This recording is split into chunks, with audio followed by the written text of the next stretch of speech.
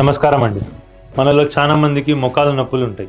So main important మోకాళ్ళ నొప్పులకు కారణాలు ఇవాళ నేను చెప్తాను. ఇప్పుడు మెయిన్గా గేమ్స్ లేకపోతే బ్యాడ్మింటన్ కానీ, టెన్నిస్ కానీ, లేకపోతే క్రికెట్, ఫుట్బాల్ ఆడేటప్పుడు ఈ ట్విస్టింగ్ ఇంజురీస్తోని ఫ్రాక్చర్స్ కావడము, లేకపోతే లిగమెంట్ ఇంజురీస్ అంటే మెయిన్గా మోకాళ్ళ కానీ లేకపోతే షోల్డర్లో కానీ అవుతూ ఉంటాయి అన్నట్టు.